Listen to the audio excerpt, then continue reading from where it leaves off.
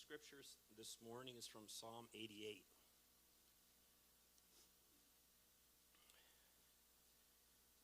O Lord, the God who saves me, day and night I cry out to you. May my prayer come before you. Turn your ear to my cry. For my soul is full of trouble, and my life draws near the grave. I am counted among those who go down to the pit. I'm like a man without strength. I am set apart with the dead, like the slain who lie in the grave, whom you remember no more, who are cut off from your care. You have put me in the lowest pit, in the darkest depths. Your wrath lies heavily on me. You have overwhelmed me with all your waves. You have taken from me my closest friends and have made me repulsive to them. I'm confined and cannot escape. My eyes are dim with grief. I call to you, Lord, every day. I spread out my hands to you. Do you show your wonders to the dead? Do those who are dead rise up and praise you? Is your love declared in the grave, your faithfulness in destruction? Are your wonders known in the place of darkness, or your righteous deeds in the land of oblivion? But I cry to you for help, O Lord. In the morning my prayer comes before you. Why, O Lord, do you reject me and hide your face from me? From my youth I have been afflicted, and close to death I have suffered your terrors, and am in despair. Your wrath has swept over me. Your terrors have destroyed me. All day long they surround me like a flood. They have completely engulfed me. You have taken my companions and loved ones from me. Darkness is my closest friend. The word of the Lord.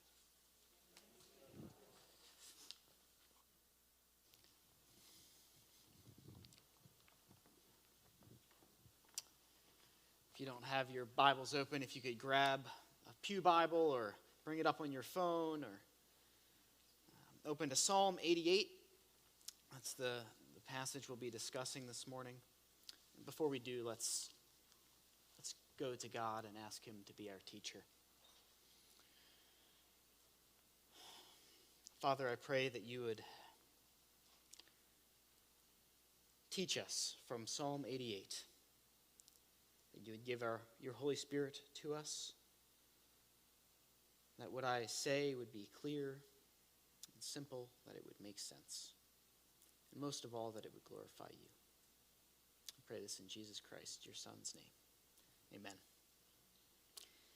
This summer, we've been in a sermon series called Teach Me to Pray, and we've been going through various psalms and showing how the psalms give us a language to pray to God for every season of our lives. And so we talked about how the Psalms teach us to pray our fear. How do they teach us to pray our frustration, pray our anxiety, pray our anger, and pray our guilt. And so it's been quite an uplifting, peppy sermon series so far.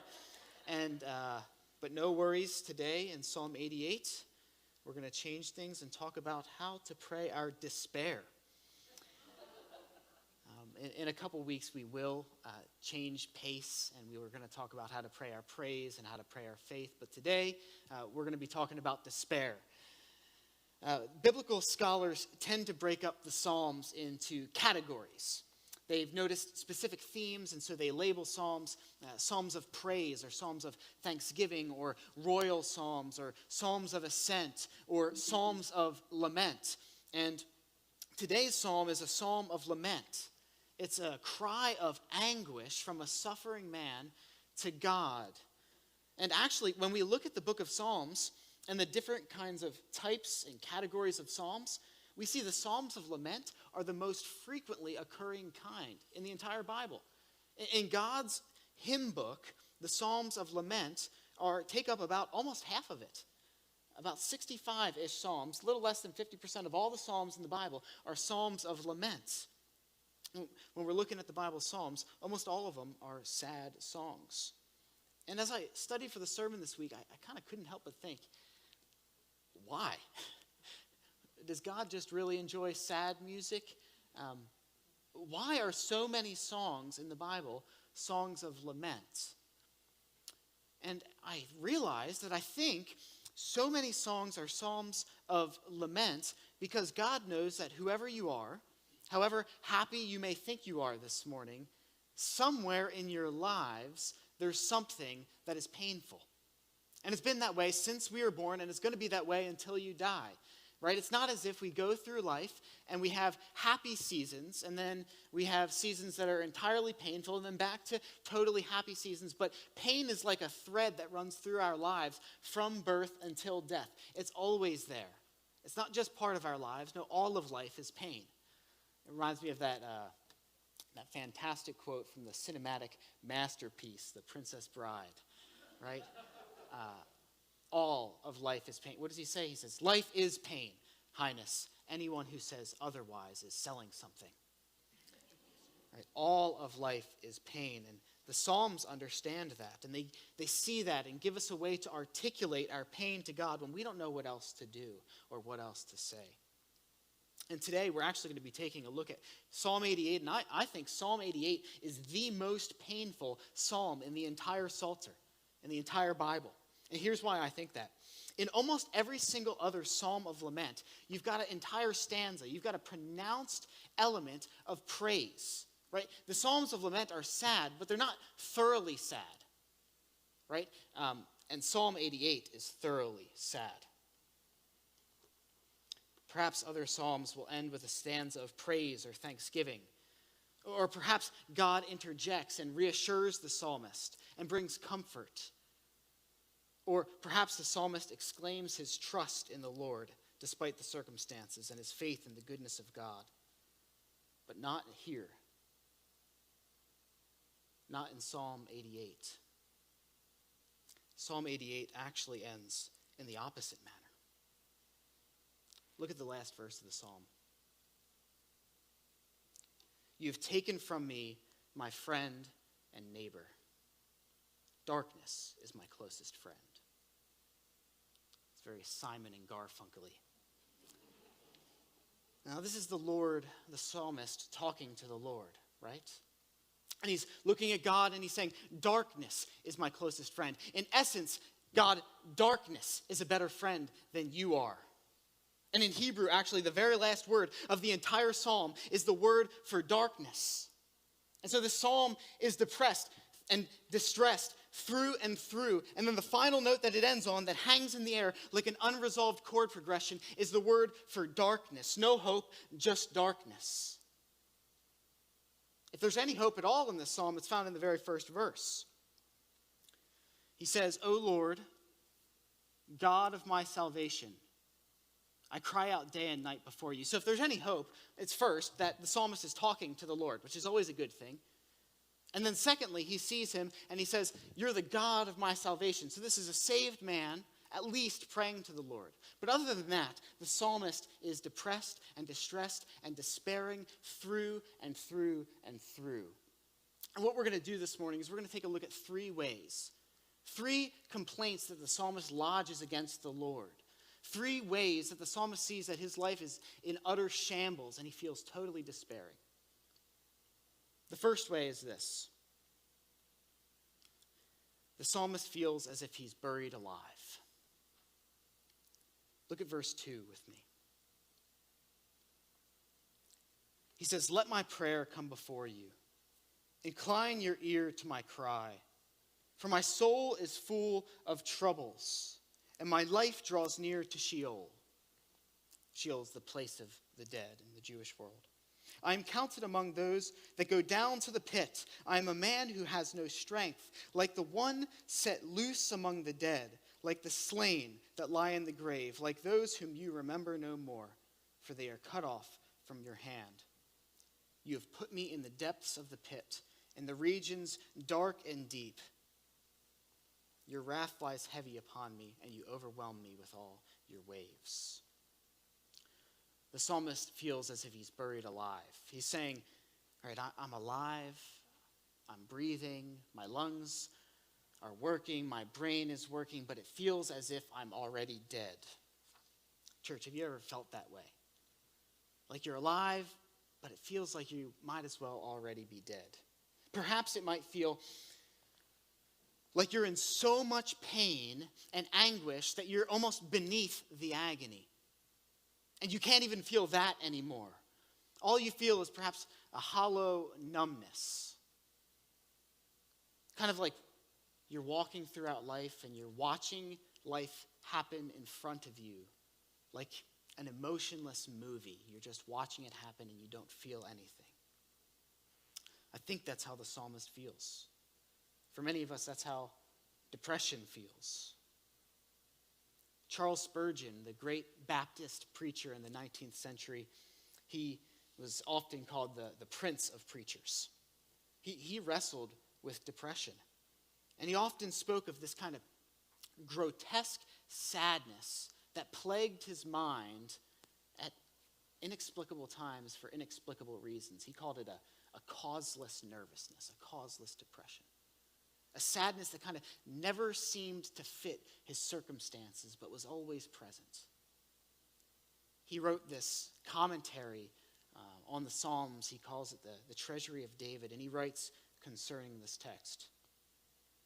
As when a soldier, mortally wounded, bleeds unheeded amid the heaps of slain, and remains to his last expiring groan unpitied and unaided, so did Haman, that's the author of this psalm, sigh out his soul in loneliest sorrow, feeling as if even God himself had quite forgotten him. How low the spirits of good and brave men will sometimes sink. Under the influence of certain disorders, everything will wear a somber aspect, and the heart will dive into the profoundest deeps of misery. It is all very well for those who are in robust health and full of spirits to blame those whose lives are sickled over with a pale cast of melancholy.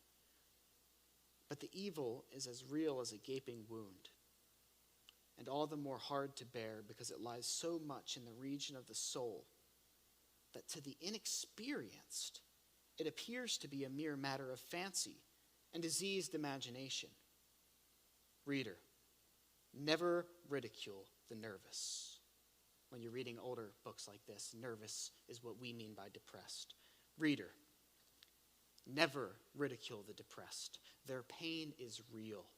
Though much of the evil lies in the imagination, it is not imaginary. I wonder how often we dismiss real pain and suffering because, well, it just doesn't seem that bad for the person. Perhaps we think that they're being a little dramatic. Or I wonder how often we dismiss our own pain and suffering, and we reason with ourselves, and we say things like, well, other people have it worse. And what Spurgeon points out helpfully here, I think, and what the psalm also gets at, is that the existence of more severe suffering does not negate the existence of less severe suffering. Just because someone else has it worse does not mean that you're not also suffering. Brene Brown is a sociologist and a research professor at the University of Houston. And she writes about this, and she talks about how one of the worst, most unempathetic things that you can say to a suffering, grieving, depressed, despairing individual is any sentence that begins with these two words. She says, the worst thing that you can say, most unempathetic thing that you can say to a depressed person is any sentence that begins with the words, at least, ... right? I got diagnosed with diabetes. At least it's not cancer, right? My marriage, I think, is falling apart. At least you were married, right? My child is acting up in school again. Well, at least your other child gets good grades, right? At least. It's so harmful because what it does is it trivializes that person's suffering and tries to draw a nice, neat little silver lining around their cloud of despair. And it doesn't work. And it shouldn't work because it's a cheap and shallow solution to a deep problem. Suffering is real. And most of the time, it doesn't have any easy answers or quick fixes. So the psalmist feels like he's been buried alive. like he's walking around dead already, even though he's still alive. That's the first thing. The second thing, the second item that the psalmist complains about is that he's been abandoned by his friends. So buried alive and then abandoned by friends. Look with me at verse 8. He complains, he says, "You have taken from me my closest friends and have made me repulsive to them. I am confined and cannot escape. My eyes are dim with grief. I call to you, Lord, every day. I spread out my hands to you." And I'll jump down again to the very last verse. "You have taken from me my friend and neighbor. Darkness is my closest friend." This is a person who feels utterly betrayed by their closest friends, right? "You have taken from me my closest friends and have made me repulsive to them." Right? Having friends that are close and that share things with one another grow apart over years and years and years can be a painful experience. It's another kind of pain altogether when someone who is very close to you and whom you trust and whom you share your secrets with stabs you in the back, or as the psalmist says, finds you repulsive. Have you ever watched a friendship implode? Have you ever felt betrayed by one of your friends? Most of us know to some extent the hurt, the anger, the feeling of betrayal that comes along with finding out that a friend that you've shared your deepest secrets with has been talking poorly about you behind your back. It's one thing to have your enemies, right, people who you already know don't like you, talk poorly about you. It's quite another to have your closest friends do it. Just imagine that for a moment. Imagine someone that you trust right now, that you love deeply, that you care about, that you would give your life to. How would you feel if they turned to you, looked you in the eye, and said, "I hate you"? There are few, if any, more emotionally painful things in the world than that. So the psalmist feels like he's been buried alive. He feels abandoned by his friends. And the final thing that the psalmist launches against God is that he has been forsaken by God. And we find this complaint all the way through the psalm. The psalmist feels forsaken by God. We see the psalmist repeatedly cry to God and ask him for help. Right? So in verse 1, "I cry out day and night before you." In verse 2, "Incline your ear to my cry." In verse 9, "Every day I call upon you." Verse 13, "O Lord, I cry to you. In the morning my prayer comes before you." Again and again and again and again, the psalmist cries to the Lord. And what's the Lord's response? Well, the psalmist says that the Lord's response in verse 14 is, "Why do you cast my soul away? Why do you hide your face from me?" The psalmist cries to the Lord, and he hears nothing. The psalmist says God is silent. And more than that, he says God is actually wrathful towards me, like he's drowning in God's anger. Look at verse 16. "Your wrath has swept over me. Your terrors have destroyed me. All day long they surround me like a flood. They have completely engulfed me." So the psalmist feels as if he's under not only God's forsakenness, but under God's wrath. And we as good theologically minded Christians might ask, how is that possible? How is it possible that this person is saved and yet they're under God's wrath?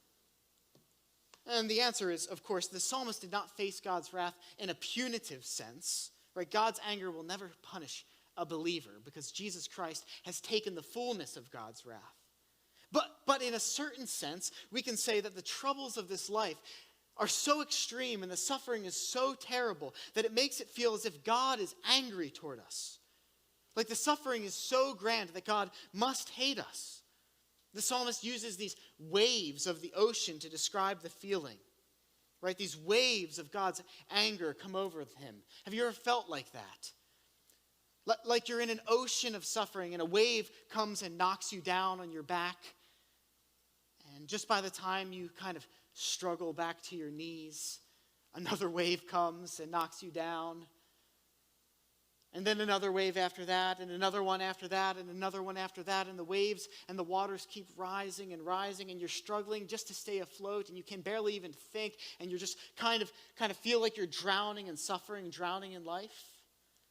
That's how the psalmist feels, like he's overwhelmed and drowning. And God is not only nowhere to be found, but actually God is the one causing him to drown.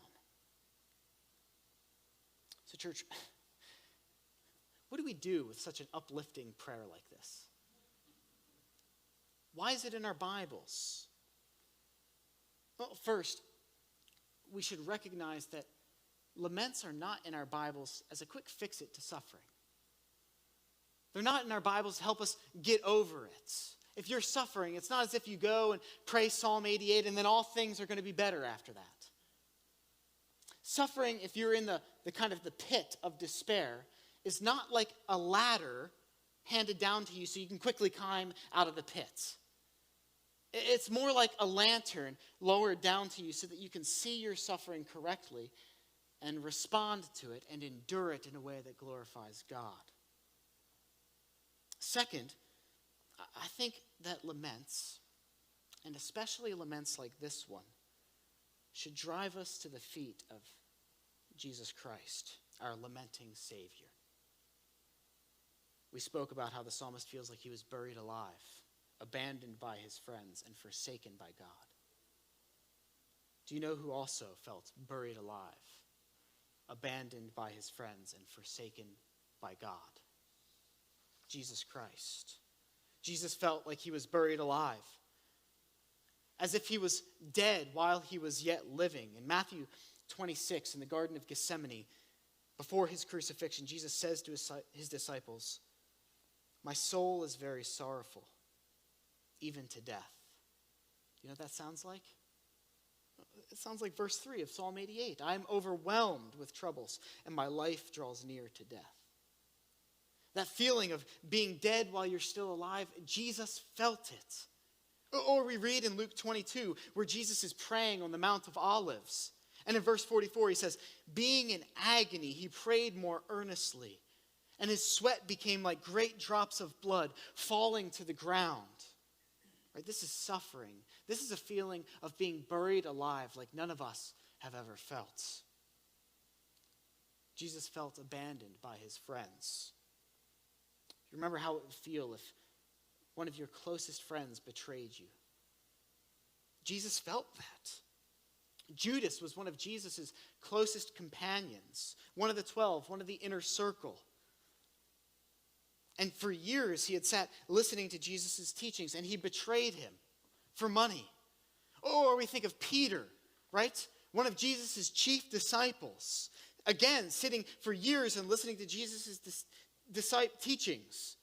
And in Jesus' greatest hour of need, he pretended like he didn't even know Jesus, denying him 3 times. Or think of when Jesus was arrested in Mark 14.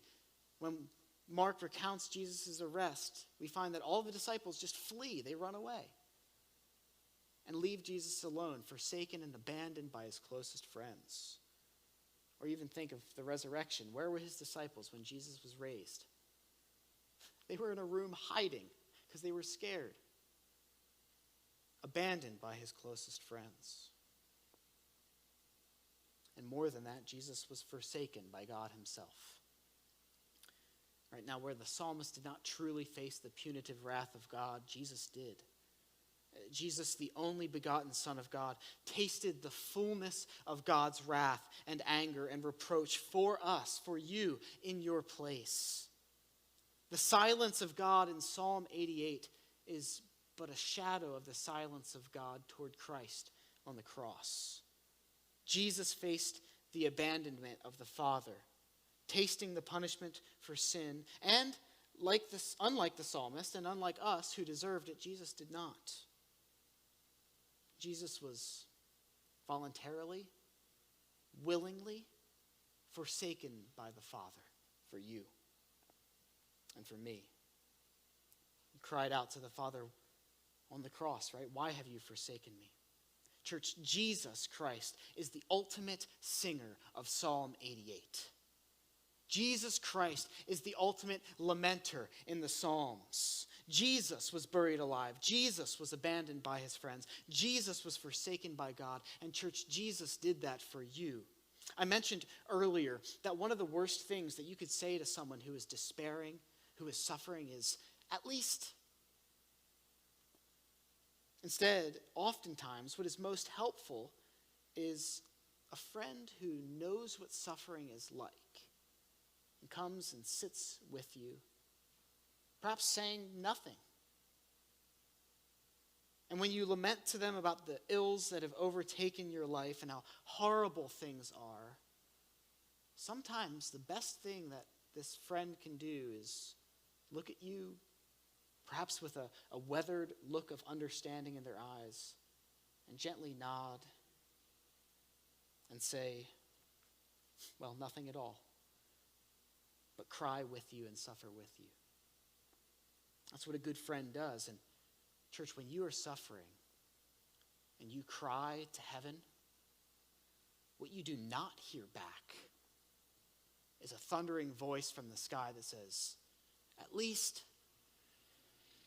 What you do not hear back is a God who says, at least you're still alive. Hey, at least I've given you all these other good gifts. Be thankful for those. No, that's not what we hear. God's response in the person of Jesus Christ is to join us in our earthly despair, to weep alongside of us, to suffer alongside of us, and lament alongside of us. The Lord never has his children in the furnace without joining them in it. So, what do we do when we are faced with overwhelming despair and suffering and pain? Well, we cry out to the one who knows despair best. We cry out to the one who knows what hopelessness is. What do you do when it feels like you're alone and you've got nowhere to go? What do you do when it feels like life has you buried alive and that you're dead even though you're living? What do you do when it feels like you've been abandoned by your friends and even forsaken by God himself? You run to the one that has endured greater despair than we will ever face. The good friend that will sit with us, cry alongside of us, and despair with us. That's my challenge to you this week. We spoke earlier about how even if you don't think that you do, you have a life full of pain. Because all of life is pain. We live in a broken world. So my challenge to you this week is do some introspection. Find that pain, dig it up, and pray it to God, like the psalmist did, like Jesus did. Pray it to the one who knows what despair is, and I promise you, you will not regret it. Let's close in prayer.